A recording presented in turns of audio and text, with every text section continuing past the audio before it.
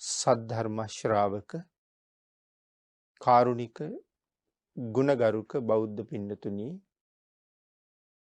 බොහෝම ශ්‍රද්ධාවෙන් යුක්තව මේ සියලු දෙනාම සූදානම් වෙන්නේ තිලෝගුරු ශාන්තිනායක සම්මා සම්බුදුරජාණන් වහන්සේ විසින් ලෝක සත්වයන් පිළිබඳව අසීමිත දයාවෙන් කරුණාවෙන් මෛත්‍රියෙන් යුක්තව අවබෝධ කරගෙන දේශනා කොට වදාළ පරම ගම්බීර වූ ශ්‍රී සද්ධර්ම රත්නයෙන් බොහෝම පුංචි කොටසක් නමුත් දේශනා කරවගෙන ධර්ම ගෞරවය පෙරදරි කරගෙන දේශනාගත ධර්මය ශ්‍රවණය කරන්නත් එසේ ධර්ම ශ්‍රවණය කිරීමෙන් ලැබෙන අවවාද අනුශාසනා තම තමන්ගේ ජීවිතවලට එකතු කරගෙන වඩාත් නිවැරදි මෙලව ජීවිතයක් සකස් කරගන්නත්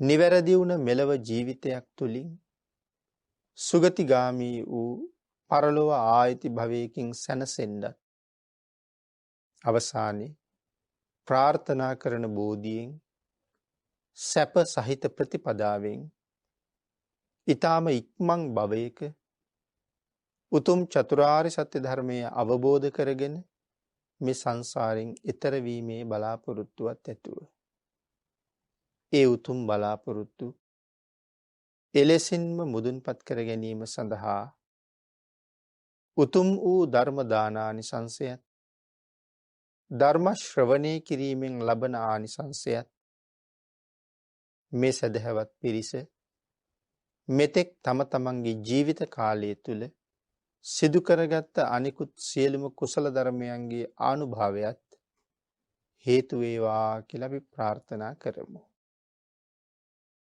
පින්නතුනි අද ධර්ම දේශනාවේ මාතෘකාව හැටියට මම යොදා ගන්න කල්පනා කළේ මරණය පිළිබඳව කරුණු පැහැදිලි කරන කෙනෙකුගේ මරණය තවත් කෙනෙකුගේ හැඬීමට හේතු නොවන කාරණාවක් කියන බවත් විස්තර කළ පේතවත්තු පාළියේ සඳහන් වෙන ගෝණ කියන පේතවත්තුව මූලික කරගෙන ධර්ම දේශනාව සිද්ධ කරන්නේ. අපේ බුදුරජාණන් වහන්සේ සවැත් නුවර ජේතවනාරාමේ වැඩ ඉන්න කාලේ සවැත් නුවර එක ගෘහපතියෙකුගේ තාත්තා මරණයට පත් වෙලා. ඉතින් තාත්තගේ වියෝව නිසා මොහුට තියෙනවා දරා ගන්න බැරි දුක. ඒක පින්නතුනේ සාමාන්‍යයෙන් මනුස්ස ලෝකේ අපි හැමෝටම වගේ තියෙන ස්වභාවයක්.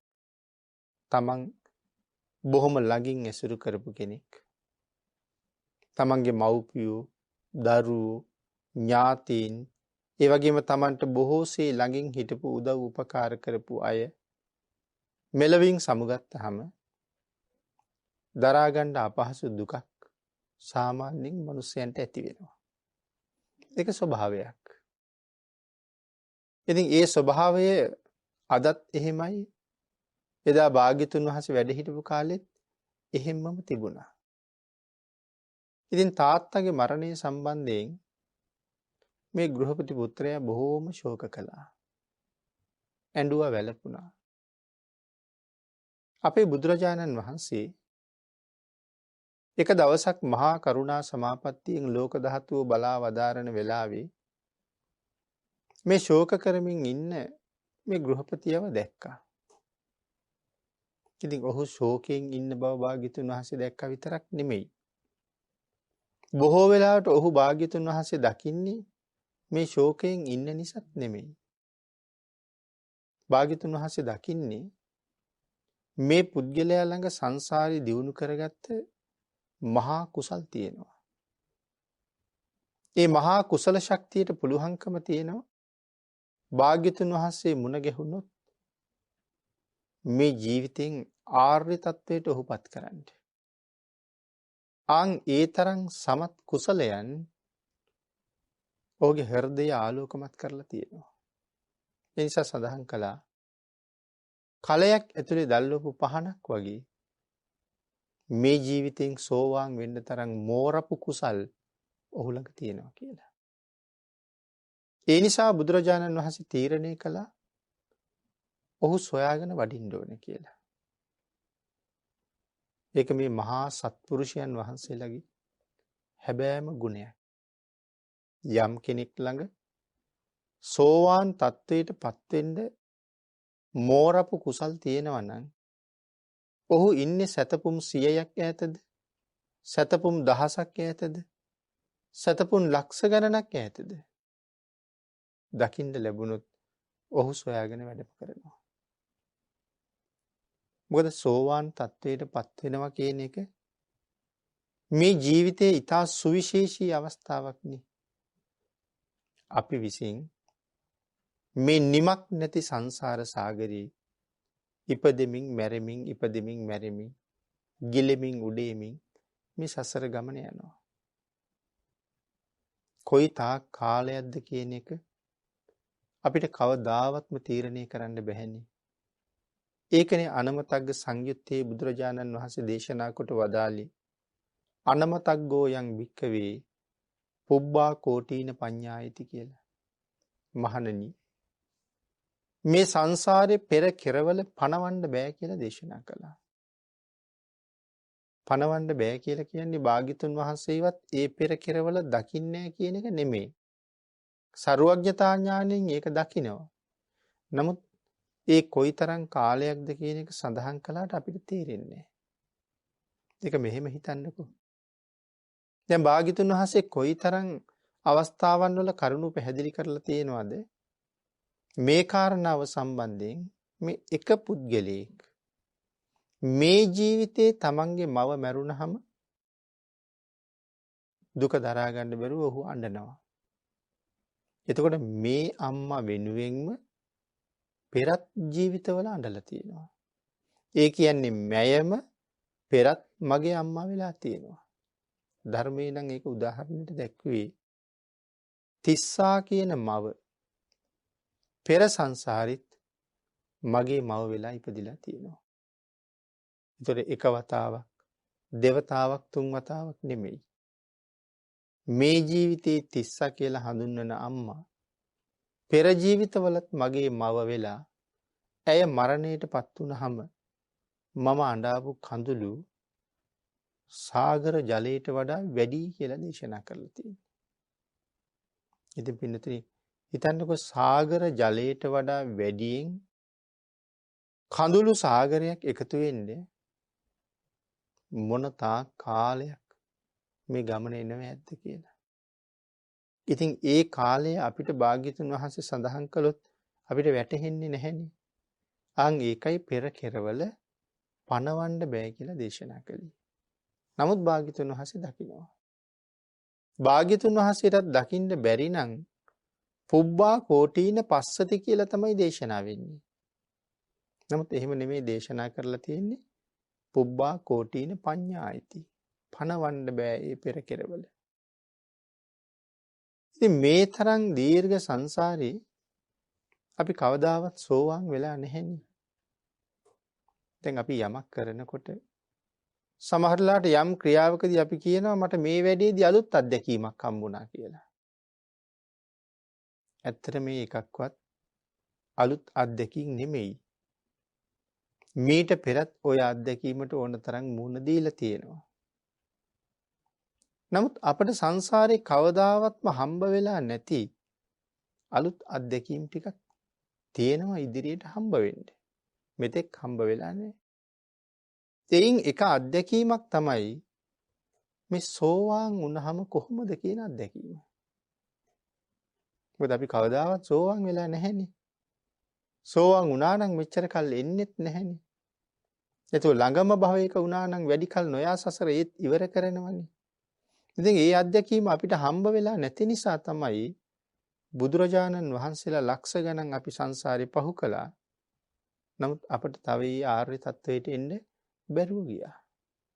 එතකොට මේ එන සංසාර ගමනේ අපිට ඕක බැරි වෙන්න ප්‍රධාන හේතුවම තමයි ආර්යයන් වහන්සේලාට අකීකරු වෙච්ච එක. ඒ බුදුරජාණන් වහන්සේලා මඟ කියලා දීලා තියෙනවා. හැබැයි ඒ මාර්ගයේ අපි ගමන් නොකරපු නිසාම අපට එතෙන්ට එන්න බැරුව ගියා. නමුත් නැවතත් බුදුරජාණන් වහන්සේ මඟ කියලා දුන්නා. හැබැයි පෙර බුදුවරුන්ට අකීකරු වෙච්ච නිසා, කල්යාණ මිත්‍රයන්ට අකීකරු වෙච්ච නිසා අපි කුසලයට වඩා අකුසල් රැස් කළා. ඒ අකුසල් වලට සතර අපායේ අපි ඇති තරම් දඬුවම් ලැබුවා. ඒ වුණාට පෙර ජීවිතවල කරපු අකුසල් සියල්ලටම දඬුවම් ලැබලා ඉවර කරලා නෙමෙයි මේ ඉන්නේ. අපි හැමදාම පවුම කළා නෙමෙයිනේ. නොඑක් අවස්ථාවන් වල කරගත්ත පිණුත් තියෙනවා. ආන් ඒ වාගේ කරගත්ත කුසල කර්මයක් මීට කලින් ආත්මේ ජීවත් වෙලා මරණයට පත් වෙනකොට අවසානයේ අපිට පිහිට වෙච්ච නිසා සතර අපායට නැවත නොයා අපි මේ වාගේ උසස් සුගතිගාමී ආත්මයක ඉපදුනා. පෙර කරගත්ත කුසල කර්මයක් එක්ක. ඉතින් මේ ජීවිතෙන් සුගතියට ආපු නිසා සතර අපායේ විපාක දෙන්න තිබිච්ච අනික් අකුසල් වලට විපාක දෙන්න බැරි වුණා. හැබැයි ඒව අහෝසි නම් වෙන්නේ නැහැ කවදාවත්. මොකද මමම කරපු දේවල්නේ.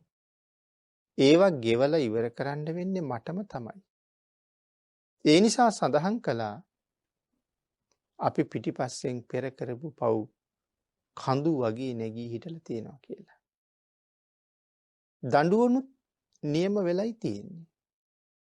ඒ අකුසල් වලට මේ අකුසලයට මෙන්න මේ විදිහට දඬුවම් විඳින්න ඕනේ. අහවල් නිරේ මෙච්චර කල් දුක් විඳින්න ඕනේ. പ്രേත අපායේ මෙච්චර කල් ඉන්න වෙනවා. තිරිසන් ලෝකේ මෙච්චර කල් ඉන්න වෙනවා කියලා අපිට මේ වෙනකොටත් දඬුවම් නියම කරලා තියෙනවා. ඒ කියන්නේ ඔබ මම අපි හැමෝම මේ වෙනකොටත් වරින්තු වෙච්ච වැරදි කරුවෝ. ඒව වෙන කවුරුවත් ඉවර කරන්නේ නැහැ, අපිම ඉවර කරන්න වෙනවා. හැබැයි ඔය අතරේ කෙනෙක් සෝවාන් භාවයට පත් වෙනවා කියලා කියන්නේ සතර අපායේ උපද්දවලා දඬුවම් දෙන්න තිබිච්ච අර සියලුම වැරදි ටික එතනම අහෝසි කරලා ඉවර කරනවා කියන එකයි. ආයේ කවදාවත් ඒ වැරදි වලට සතර අපායේ යන්න වෙන්නේ නැහැ. මතුවට කොච්චර කල් ජීවත් වෙයිද? ආත්ම 7යිනේ වැඩිපුරම උපදිනවා කියලා කියන්නේ. ඒ තාක්කල් අය කවදාවත් සතර අපායට යන්න හේතු වෙන අකුසල් කවදාවත් ඔහු අතින් සිද්ධ වෙන්නේ නැහැ. ඉතින් එහෙමනම් මේ සෝවාන් ආර්ය මාර්ගඵලය කියලා කියන්නේ ජීවිතයක කොයිතරම් සුවිශේෂී අවස්ථාවක්ද? එය සම්පූර්ණ කරගන්න සුදුසු මට්ටමේ කුසල් යමෙක් ළඟ තියෙනවා නම් ඔහු සොයාගෙන ගිහිල්ලා ඔහුට පිහිට වෙන්න බුදුරජාණන් වහන්සේලා කවදාවත් දෙපාරක් හිතන්නේ නැහැ. එතකොට එවන් කෙනෙකුට පිහිට වෙනකොට තවත් පිරිසක් නිරේට යනවා නම්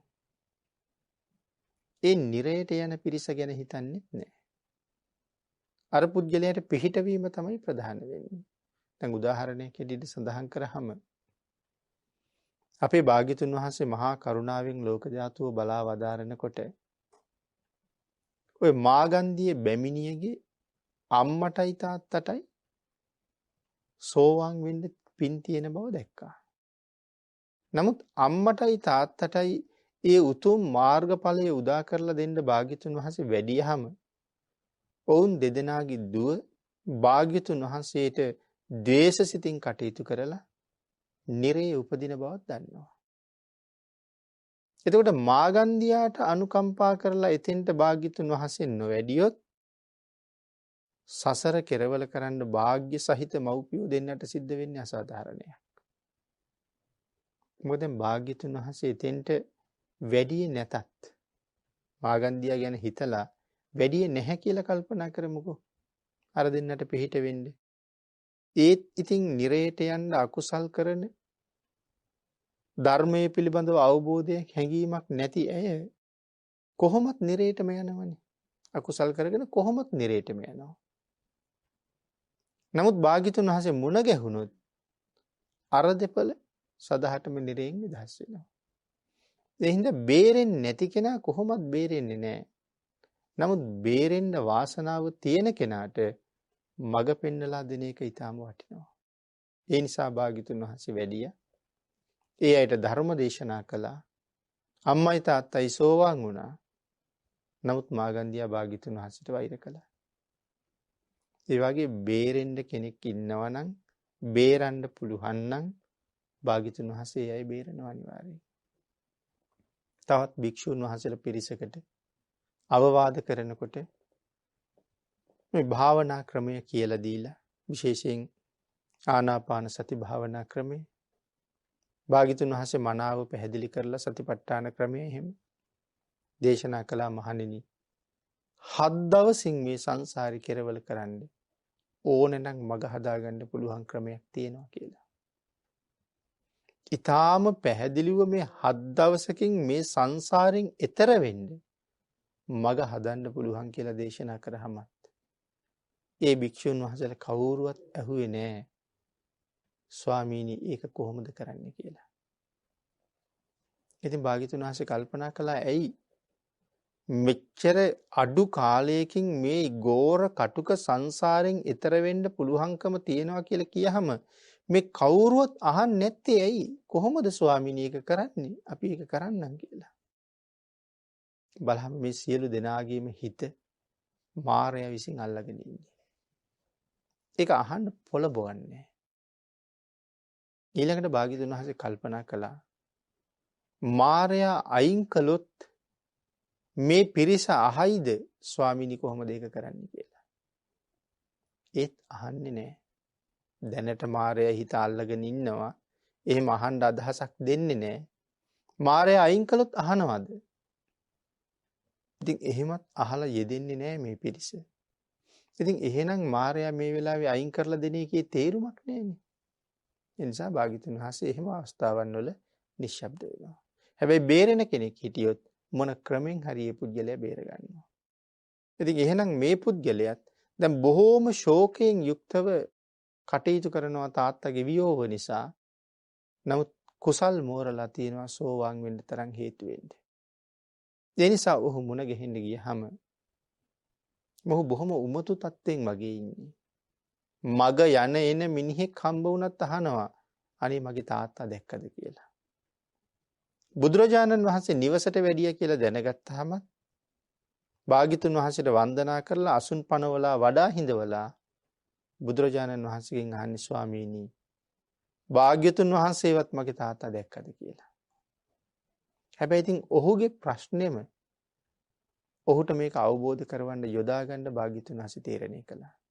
භාග්‍යතුන් වහන්සේ අහනවා උපාසක ඔබ මගෙන් අහන්නේ මේ භවයේ තාත්තා ගැනද පෙර භවයේ තාත්තා කෙනෙක් ගැනද?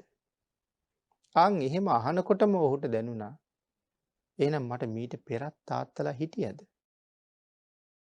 එහෙනම් මීට පෙර කොයිතරම් තාත්තලා ඉන්නේ නැද්ද? ඒ තාත්තලා මරණයටපත් වුණාට පස්සේ එදත් මම මේ වගේම උමතුවෙන් අඬන්න වැළපෙන්නේ නැද්ද? කියන කාරණාවෙන් ඔහුගේ හිත මදක් ශෝකයෙන් බැහැර වුණා.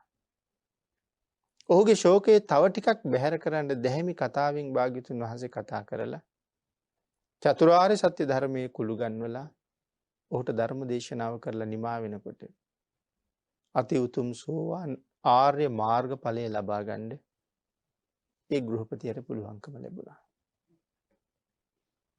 භාග්‍යතුන් වහන්සේ ඔහු සෝවාන් ඵලයේ පිහිටලා ආපහු විහාරයට වැඩියා. භාග්‍යතුන් වහන්සේ පස්සේ භික්ෂූන් වහන්සේලාට අවවාද කරන්න ධම් සභාවට වඩිනකොට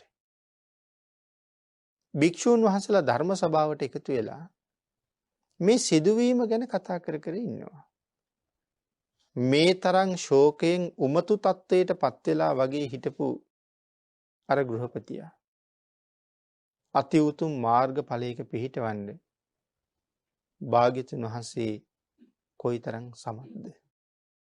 මොනතරම් පිහිටක් ඔහුට භාග්‍යතුන් වහන්සේගෙන් ලැබුණද කියන කාරණාව කතා කර කර හිටියා. ඉතින් වැඩලා සුපුරුදු පරිදිම ඇහුවා මහණෙනි මොන වාගේ සාකච්ඡාවකද හිටියේ මම එන්න කලින් ස්වාමීනි අර තරම් ශෝකයෙන් උමතු වෙලා හිටපු පුද්ගලයෙක් ශෝකය ඔහුගේ නිමලා ඔහු ආර්ය තත්වයට පත් කරන්න භාග්‍යතුන් වහන්සේට තිබුණ හැකියාව ගැනයි අපි කතා කළේ. ඒ වෙලාවේ මතක් කළා මහණෙනි ඔහුට අද විතරක් නෙමෙයි මම පෙරත් ඔහුට පිහිට වෙලා තියෙනවා. එහෙම සඳහන් කරාම භික්ෂුන් වහන්සේලා අහනවා ස්වාමීනි ඒ පෙරත් ඔහුට පිහිට වුණ හැටි දැනගන්න අපි හරි කැමතියි කියලා. ඒ කතාව පැහැදිලි කරලා දෙන්න තමයි අර ගොන් පේත වත්තුව භාග්‍යතුන් වහන්සේ දේශනා කොට වදාළේ. මොකද තාත්තගේ දුක තුනී කරන්න ගොනෙක් මූලික කරගෙන තමයි මහබෝසතාණන් වහන්සේ කටයුතු කරලා තියෙන්නේ. ඒ නිසා මේ පේත වත්තුව හඳුන්වන්නේ ගොන් පේත වත්තුව කියලා. අතීතයේ බරණැස් නුවර ඒ වගේම යම් පුද්ගලයෙක් තමන්ගේ තාත්තගේ මරණය නිසා බොහෝම ශෝකයෙන් පීඩාවට පත් වෙලා හිටියා. තාත්තා මැරිලා ආදාහනයත් කරලා තාත්තගේ ඇටකොටු ටික එකතු කරලා අපි අර වර්තමානයේ සොහොන් හදනවා කියලා කියන්නේ. ඒ වගේ මැටි වලින් පොඩි සෑයකුත් හදලා ඇටකොටු ටික ඇතුලේ තැම්පත් කරලා. දැන් මෙච්චරත් කාලයක් ගිහිල්ලා දැන්. නමුත් ඔහු තාමත් අර මැටි සෑය ළඟට ගිහිල්ලා හරියට අඬනවා වැළපෙනවා. මේ පුද්ගලයාට හිටියා බොහෝම ඥානවන්ත පුතෙක්. ඒ පුතාගේ නම සුජාත. දැන් තාත්තා හැමදාම අඬනවා වැළපෙනවා. සුජාතටත් මේක ඉතින් ශෝකයට හේතුවක් හැමදාම තාත්තා ඉන්නේ ඇඬු කඳුලින්මයි.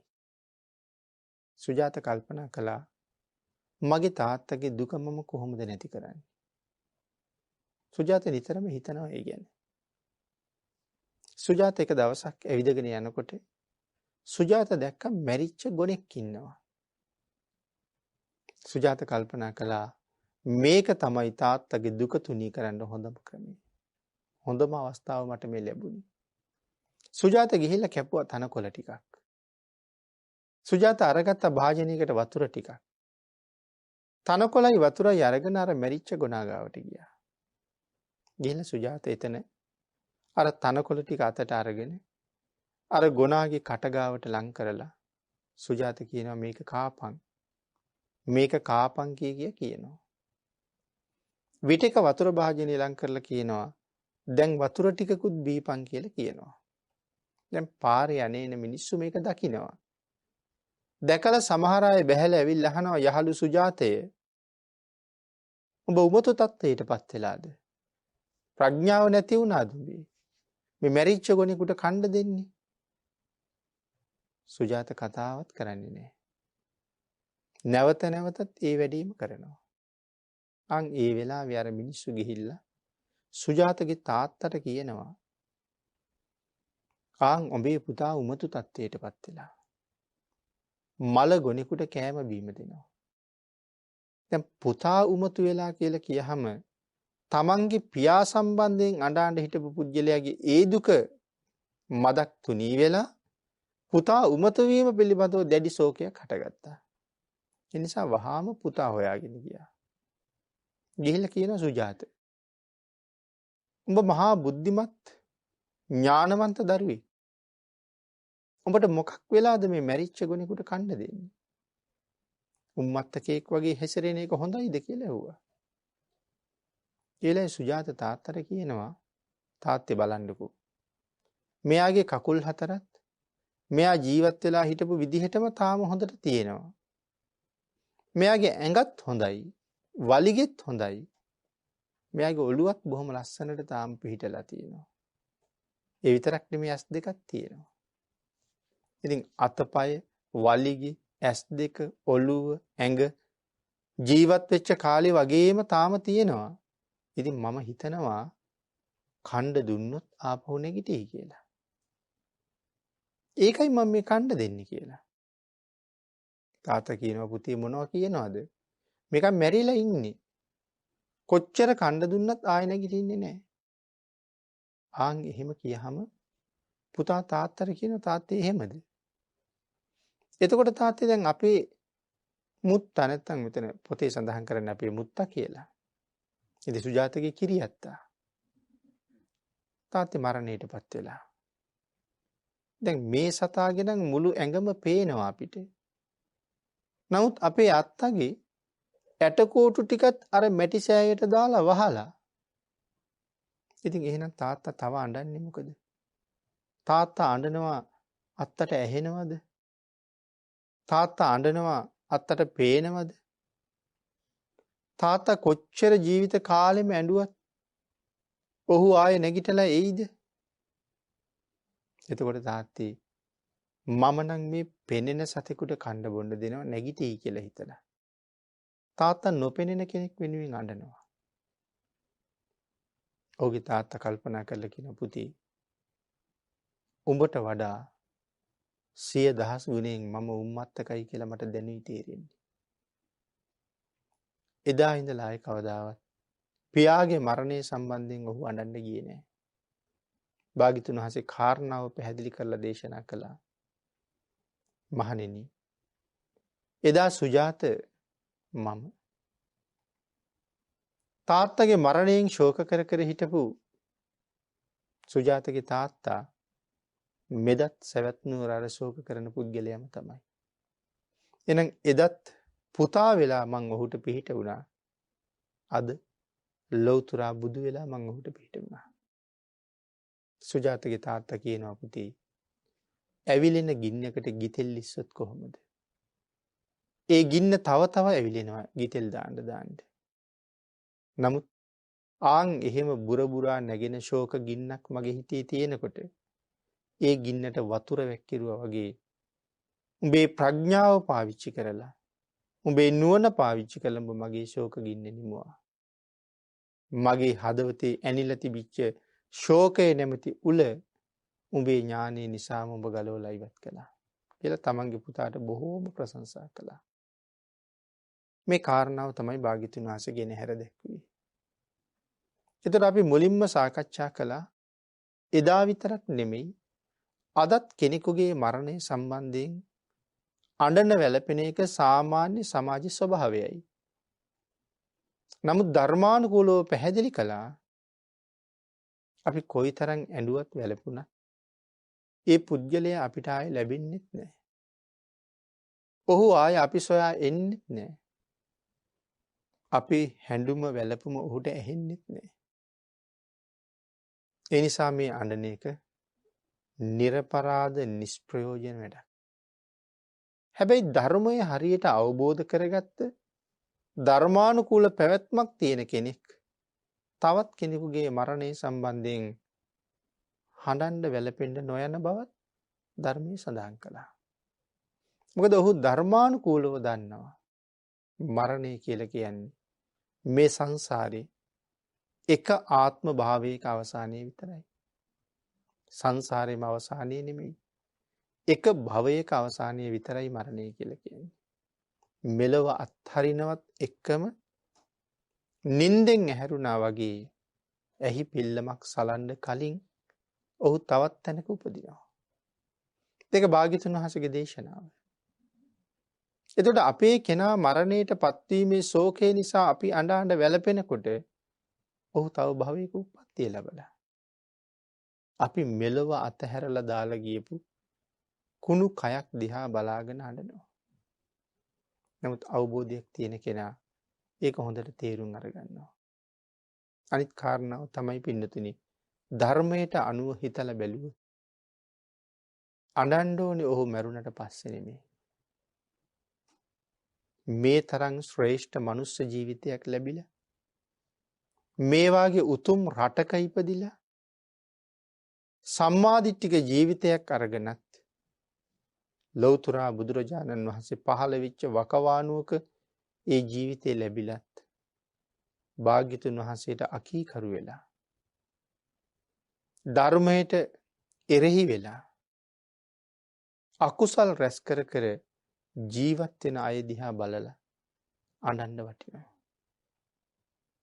හේතුව මරණයත් සමගම දුගතියේ උපදින්න තියෙන අවස්ථාව ඊටාම ඉහළයි.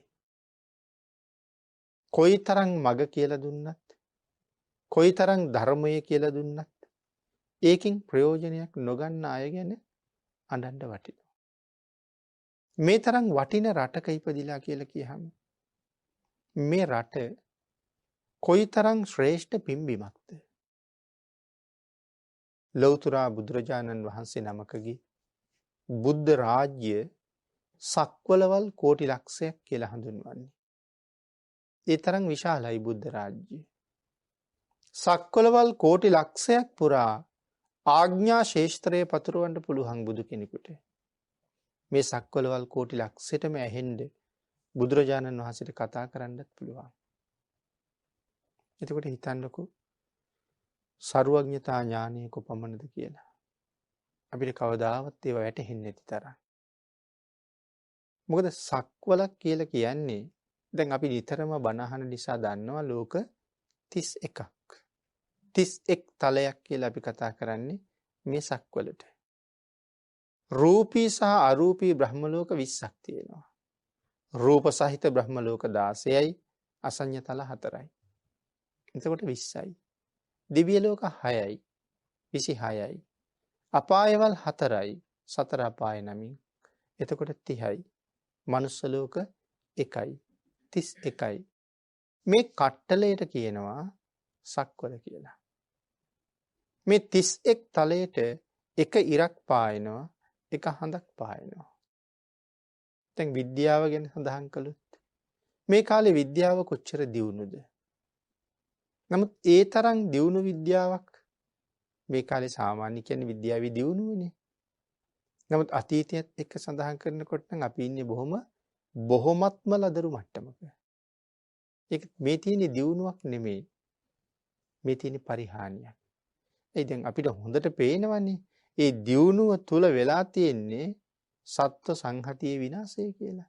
එක මොහොතින් රටක් උනත් විනාශ කරන්න පුළුවන් තරම් අවියාවිද මේ වෙනකොටත් නිර්මාණය වෙලා.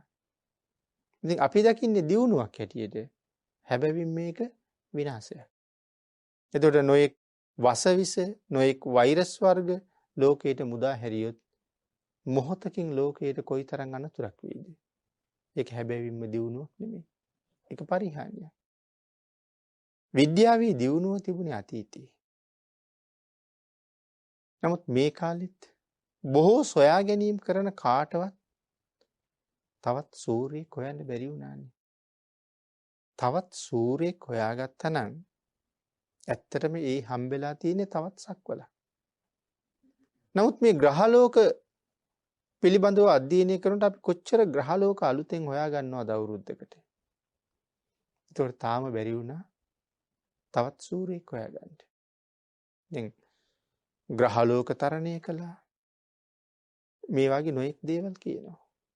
ඒ තරම් වේගෙන් යන දේවල් හදලා උපකරණ හදලා ඔය යන ගමනේ කොහෙන්වත් තවත් ඉරක් හම්බුණා, තවත් හඳක් හම්බුණා කියලා කතා කරලා නැහැ. එතකොට සක්වලකින් සක්වලක් කොයිතරම් දුරින්ද පිහිටලා ඇත්තේ? එවන් සක්වලවල් කෝටි ලක්ෂයක් ලෞතුරා බුදු කෙනෙකුගේ ආඥා ශේෂ්ත්‍රයේ පවතිනවා. මේ සක්වලවල් කෝටි ලක්ෂෙටම නොලැබිච්ච කොයිතරම් වටිනා දේවල් මේ පුංචි රටට හම්බ වෙලා තියෙනවද? ලෞතුරා බුදුරජාණන් වහන්සේගේ මහා ධාතුන් වහන්සේලා, දළදා වහන්සේලා 4 නමයි. අකු ධාතුන් වහන්සේලා. ඒ වගේම ලලාට ධාතුන් වහන්සේ. මහා ධාතුන් වහන්සේලා 7 නමක්. එතකොට මේ 7 නමම මේ 7 නමටම අයිතිවාසිකම් කියන්නේ සක්වලවල් කෝටි ලක්ෂයක් තියෙනවනේ. භාග්‍යතුන් වහන්සේගේ බුද්ධ රාජ්‍යයනේ. නමුත් මේන් 4 නමක් අපිට ලැබිලා තියෙනවා. එතකොට හිතන්න මේ සක්වලිත් කොයිතරම් පුංචි රටක්ද අපි කියලා. දළදා වහන්සේලා දෙනමක් අපි රටේ වැඩ ඉන්නවා. භාග්‍යතුන් වහන්සේගේ දක්ෂිණ අකු ධාතුන් වහන්සේත් අපේ රටේ වැඩ ඉන්නවා.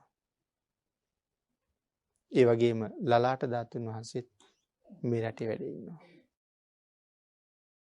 එතකොට මේක කොයිතරම් විශේෂ රටක්ද? වෙනත් සක්වලක නැති තරම් කුඩා ධාතුන් වහන්සේලා, මධ්‍යම ධාතුන් වහන්සේලා, මහා ධාතුන් වහන්සේලා මේ රටේ වැඩ ඉන්නවා කෝටි ගණන්. භාග්‍යතුන් වහන්සේ ධාතුන් වහන්සේලා අධිෂ්ඨාන කළේ තමන් වහන්සේට බුද්ධ රාජ්‍ය මුදුන්පත් කරගන්න අනුග්‍රහ කරපු අයට අනුකම්පා පිණිස.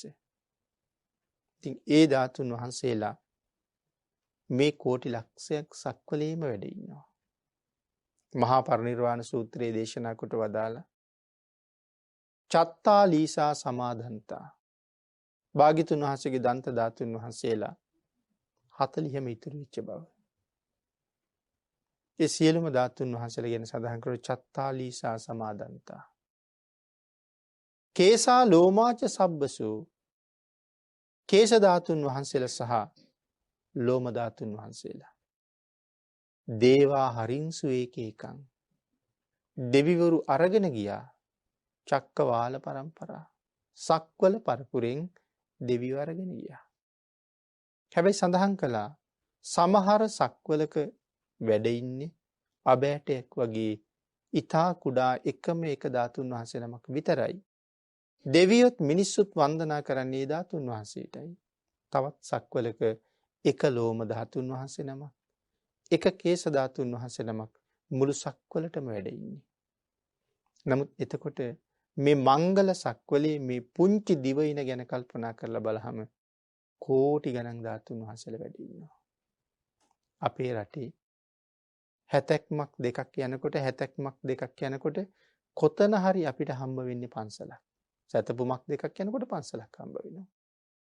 ඒ හැම තැනකම වගේ අපි දකිනවා සුදු පාටට අහසට එසවුන චෛත්‍ය රාජයන්න් වහන්සේලා වැඩ ඉන්නවා. එහෙම කල්පනා කරලා බලහම මේ පුංචි රට කියලා කියන්නේ ඇත්තටම මේ රටම ධාතු මන්දිරයක් වගේ. ඒ තරම් වටිනා රටක්. කොයි තරම් පින් රැස් කරගන්න අවස්ථාවක් අපිට තියෙනවද? ධර්ම ශ්‍රවණය කරන්න කොයි තරම් අවස්ථාව තියෙනවද? මේක ප්‍රත්‍යන්තේ නෙමෙයිනේ.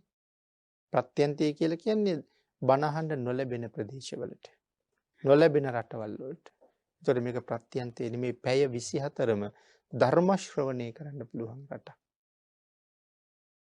ඕන තරම් දහම් පොතපත කියවන්න තියෙනවා. නිවැරදි නිර්මල ධර්මය ග්‍රන්ථාරූඪ කරලා ඕන තරම් මේ රටේ තියෙනවා. මේ තරම් සම්පත් ඒ ධර්මයේ කියලා දෙන්න සත්පුරුෂයොත් ඕන තරම් ඉන්නවා. මේ සියල්ලම තියෙනකොට ඒ එකකින්වත් ප්‍රයෝජන නොගෙන දස අකුසල් කර කර යමෙක් ජීවත් වෙනවා නම් හැබැවින්ම අඬන්න වටින්නේ ඕන් වෙන්නේ. මරුණ කෙනා වෙනුවෙන් අඬලා තීරුමක් නැහැ. මැරෙන්න කලින් නිරයගාමී වෙන්න පාර සකසමින් ඉන්න අය ගැන අඬන්න වටිනවා. අඬලා උන්ට මග කියලා දෙන්න ඕනේ. මේක වැරදි. නමුත් එහෙම මග කියලා අපිට උන් සුමගට ගන්න බොහොම අමාරු වෙන්න පුළුවන්. ඒ නිසා අපි ගැන කල්පනා කරලා දවසින් දවස මොහොතින් මොහොත තමන්ගේ ජීවිතේ ඉදිරියට අරගෙන යන පියවරක් තියන්න පුළුවන්කම තියෙන්න ඕනේ. ඊටාම නිවැරදිව තෙරුවන් සරණ යන්න පුළුවන් වුණා කියලා තමන්ට විශ්වාසයක් තියෙනවා නම් මම තිසරණෙහි පිහිටපු කෙනෙක්. තෙරුවන් සරණ යෑම පිළිබඳව කාරණා 4ක් භාග්‍යතුන් වහන්සේ දේශනා කළානේ. මම හිතන්නේ අපි අය දන්නවා. ආත්ම සන්නියාතන සරණාගමනේ, තත්පරායන සරණාගමනේ, ශිෂ්‍ය භාවෝපගමන සරණාගමනේ, පනිපාත සරණාගමනේ. මගේ ආත්මය බුදුරජාණන් වහන්සේට පූජා කරනවා කියලා සරණ යන ක්‍රමයක් තියෙනවා. තත්පරායන සරණාගමනේ කියලා කියන්නේත් ඊට සමාන දෙයක්, ඊට සමාන කාරණාවක්. ශිෂ්‍ය භාවෝපගමන සරණාගමනේ කියලා කියන්නේ මම බුදුරජාණන් වහන්සේගේ ශිෂ්‍යයා වෙනවා කියලා පොරොන්දු වීම. අවසානට සඳහන් කළේ පනිපාත සරණාගමනේ ගුණය දැන සරණ යනවා කියන කාරණාව. මේ කරුණු 4ම එකක්වත් පහසු ක්‍රමයක් නෙමෙයි. අමාරුයි කියලා කියන්නේ ඇත්තටම අමාරු නෙමෙයි. ඒ විදිහට කටයුතු කරන්න අපි වගේ සාමාන්‍ය අයට තියෙන හැකියාව.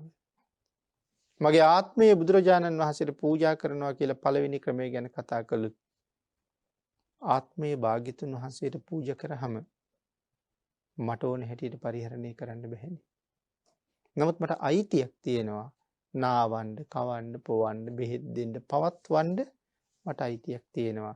හැබැයි ඒ සියලු කටයුතු කෙරෙන්න ඕනේ බුදුරජාණන් වහන්සේ කැමති විදිහටයි. මොකද ආත්මය උන්වහන්සේට දීලා තියෙන්නේ.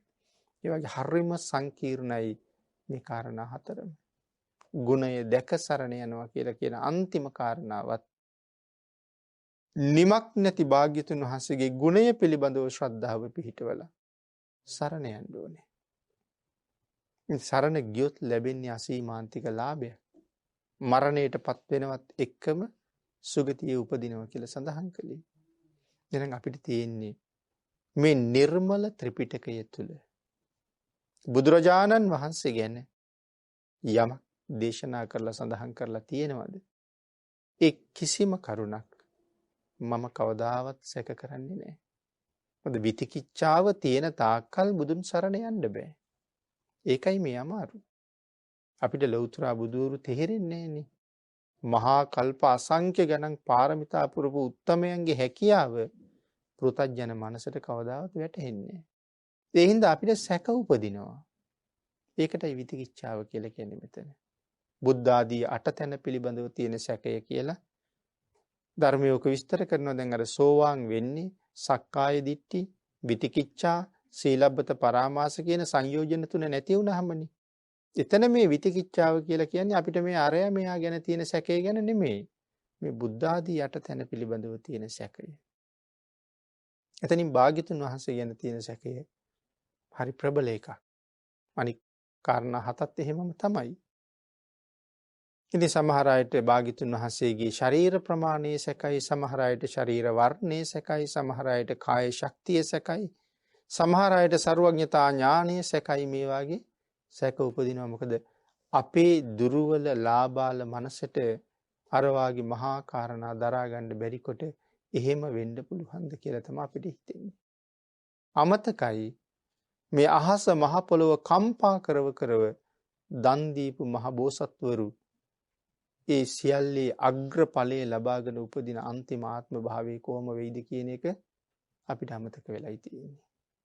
වෙස්සන්තර මහ රජුරු දන් දෙන වෙලාවේ මේ යදුන් 2,40,000ක් ඝනකඩ මහ බොල් පොළොව කැළඹුණා කියලා කියහම අපිට තේරෙන්නේ නැහැ මේ පොළොව කෙනෙක් දානයක් දෙනකොට මේ පොළොව සැලුනේ කොහොමද කියලා. කවදාවත් අපිට තේරෙන්නේ නැහැ. නමුත් කී පාරක් පොළොව කම්පා වුණාද දන් දෙනකොට.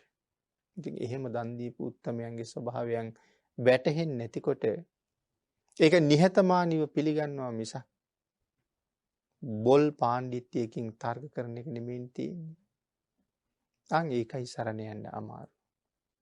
නමුත් මේ නිර්මල ත්‍රිපිටකයේ තියෙනවා නම් ඒ මහා පුරුෂෝත්තමයන්න් වහන්සේ ගැන යමක්. මනුෂ්‍යත්වයේ අග්‍රඵලයයි සම්මා සම්බුද්ධ කියලා කියන්නේ. උන්වහන්සේ ගැන යමක් තියෙනවා නම් අල්ප මාත්‍රයක්වත් මම සැක නොකර භාග්‍යතුන් වහන්සේ සරණ යනවා.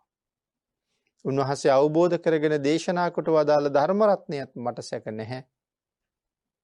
උන්වහන්සේ ඇති කරපු ආර්ය මහා සංඝ රත්නයත් මට සැක නැහැ කියලා මට සරණ යන්න පුළුවන් වුණොත් මල් ළඟ තිසරණේ තියෙනවා. ඒ තිසරණේට ආපු කෙනා උතුම් පංචශීලය ආරක්ෂා කරන්න පෙළඹෙනවා. එහෙනම් තිසරණයෙන් පටන් අරගෙන පන්සිල් ආදී ආරක්ෂා කරගෙන පොය දවසට උපෝසත සිල් ආරක්ෂා කරගනිමින් මේ ජීවිතේ දියුණුවෙන් දියුණුවට අරන් යන්න තියෙන අවස්ථාවක තාමත් පස්පව් දස අකුසල් කර නම් මේ ජීවිතේ ගෙවෙන්නේ ඔවුන් පිළිබඳවයි කනගාටු වෙන්න තියෙන්නේ. භාග්‍යතුන් වහන්සේ අසි බන්ධක ගාමිනීට කරුණු පැහැදිලි කරනකොට දේශනා කොට වදාළි ගාමිනී කෙනෙක් ගලක් රෝල් කරගෙන ගිහිල්ලා වතුරට දැම්මහම ඒ ගල වතුරේ යට යනවා. නමුත් ඔවුන් ස්තෝත්‍ර කියා මේ ගලට අඬ ගහනවා අනේ කළු ගල උඩට එන්න කියලා. මොනතරම් ස්තෝත්‍ර කියලා අඬ ගැහුවත් කළු ගල කවදාවත් උඩට එන්නේ නැහැ. මොකද ගල යටට ඇදෙන ස්වභාවයෙන් යුක්තයි.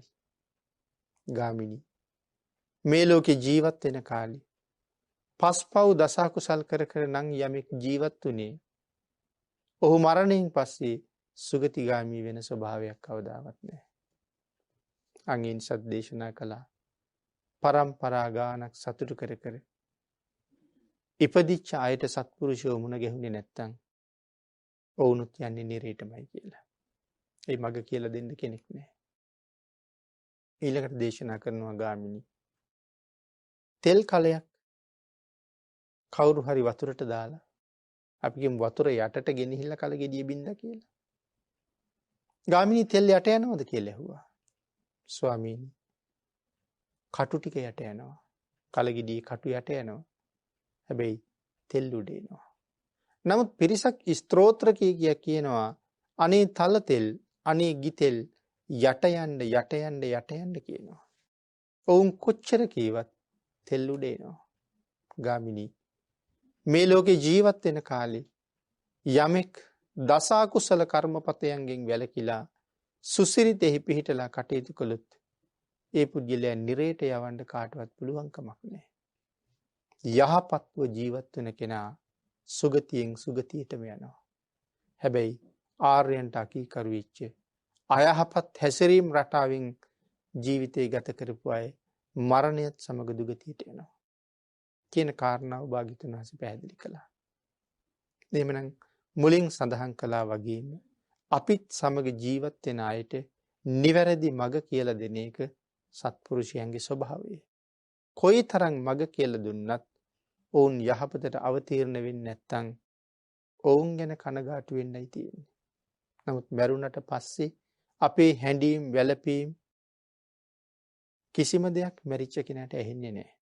කවදාවත් මැරිච්ච කෙනා නැගිටලා එන්නෙත් නැහැ. ඔහු ආයස් දෙක ඇරලා අපි දිහා බලන්නෙත් නැහැ. එහෙනම් ඒ ක්‍රියාවෙන් වෙන්නේ මම වෙහෙසටපත් වීමක්ම පමණයි. දුක කඳුල ඇතුලේ ශෝකය තියෙනවා. අභිධර්ම පිටකේ ඒක පැහැදිලි කරනවා දුක කියලා කියන්නේ දුක ඇතුලේ තියෙනවා ද්වේෂය. සියුම් වූ ද්වේෂයක් දුක ඇතුලේ තියෙනවා. ද්වේෂය කියලා කියන්නේ බරපතල අකුසල කර්මයක්. නමුත් මෙතන තියෙනවා සියුම් ද්වේෂයක්. ඒ ද්වේෂය අපි කෙලින්ම නිරේට පමුණවනවා කියලා සඳහන් කරන්නේ නැහැ. නමුත් එවන් දුකින් ඉන්න ද්වේෂයක් තියෙන වෙලාවේ මරණයටපත් වුණොත් ඒක අපි නිරේට නමුත් පමුණවන්න හේතු වෙන්න පුළුවන් කියන කාරණාව පැහැදිලි කරනවා. කෙනෙක් යම් කාරණාවක් සම්බන්ධයෙන් දුකටපත් වෙනවද? ඒ දුක යට හැම වෙලාවෙම මොකද්ද තියෙන්නේ? ද්වේෂය තියෙනවා. ඒ නිසා හැඬීම වැළපීම පවා යම් පමණක අකුසලයක් රැස් වෙන තවත් එක ක්‍රියාවක්. ඒ නිසා අවබෝධයයි අවශ්‍යයි. තේරුම් ගැනීමයි අවශ්‍යයි. සුදුස්ස තේරුම් අරගෙන නිවැරදි විදිහට ජීවත් වෙලා ධර්මානුකූලව තමන්ගේ පැවැත්ම හදාගෙන ධර්මානුකූලව මේ ලෝකය ගැන අවබෝධ කරගත්ත පුද්ගලයා තවත් කෙනෙකුගේ මරණය දකින්නේ තවත් භවයක නික්ම යෑමක් පමණයි. හරියට මේක අම්බලමක නතර වීමක් වගේ. නිමක් නැති දීර්ඝ සසරක්. මේ සංසාර ගමනේ විවේක ගන්න මදක් නතර වෙච්ච තැනක් විතරයි මේ ලෝකෙ කියලා කියන්නේ. ඊට පස්සේ නැවත ඔහු මෙතනින් ගමන් ආරම්භ කරනවා. ඒ ගමන් ආරම්භ කරන කෙනා ඊළඟ නවාතැනට යනකොට එහි යහපත් ජීවිතයක් ගත කරන්න ඒ නවාතැන් පොලේ කරදරයක් නැතුව ජීවත් වෙන්න අවශ්‍ය දේ මෙලවදී හම්බ කරගන්න ඕනේ. මෙහිදී තමයි ඒක හම්බ කරන්න ඕනේ.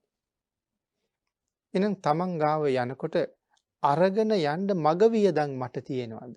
මේ ලෝකෙන් පිටත් වෙන්න කලින් මග වියදම් තියෙනවද කියලා බලන්න ඕනේ.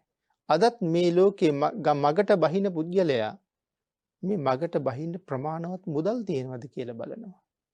ඉතින් මේ නෑදෑයෝ ආදී සියලු දෙනාම අත්හැරලා මෙහෙන් පිටත් වෙලා යනකොට අපිට මග වියදම් තියෙන්න ඕනේ. ඒ තමයි මා රැස් කරගත්ත කුසලයේ නැමැති ධනෙ. සීලය මම උපදින තැන තීරණය කරනවා. දානය ඉපදිච්ච තැන මට හම්බෙන්නේ මොනවද කියලා තීරණය කරනවා. එහෙමනම් දානයයි සීලයයි කෙනෙකුගේ ජීවිතේ සම්පූර්ණ කරගෙන තිබිය යුතු අත්‍යවශ්‍ය කරුණු. ඒ කරුණු වලින් සන්නද්ධ වෙලා හැම වෙලාවෙම මෙලවින් යන්න සූදානම් වෙන්න ඕනේ. ජීවිතය කියලා කියන්නේ ඇත්තටම මරණයට සූදානම් වෙන්න තියෙන තැනක්. ඒක අවබෝධ කරගෙන කටයුතු කරපු කෙනා දුගතියෙන් මිදිලා සුගතියෙන් සුගතියට ගිහිල්ලා යම් දවසක මේ සංසාරේ කෙරවල කරන්න භාග්‍ය උදා කරගන්නවා. ඒ වාසනාව මුදුන්පත් කරගන්න රත්නත්‍රයේ ආශිර්වාදයෙන් ඔබ සියලු දෙනාටමත් ශක්තිය, ධෛර්යය, භාග්‍ය, වාසනාව උදා වේවා කියලා ආශිර්වාද කරනවා.